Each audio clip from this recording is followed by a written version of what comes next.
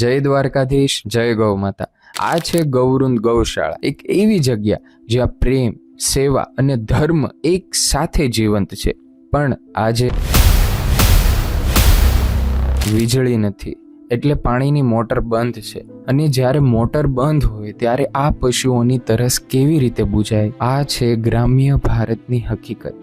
અહીં વરસાદ આવે તો નુકસાન, વરસાદ ન આવે તો પણ નુકસાન। પણ એક વાત ખાસ છે, ખેડૂત હાર માનતો નથી। જ્યારે તંત્ર નિષ્ફળ જાય છે ત્યારે ખેડૂત પોતે જ તંત્ર બનીને સામે આવે છે, પોતાના ખિસ્સામાંથી પૈસા કાઢીને ટેન્કર બોલાવે છે।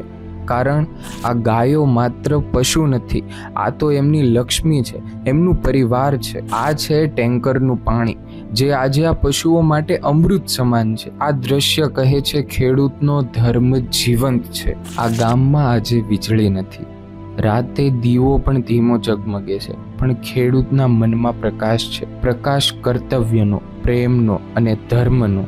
ખેડૂત માટે પશુધન માત્ર કમાણી નથી, તે તો સંતાન જેવું છે। ગૌવૃંદ ગૌશાળા આજે એક સંદેશ આપી રહ્યું છે કે પ્રકૃતિ કઠણ પરીક્ષા લે છે, પણ ધર્મ અને માનવતા પાસ થાય છે।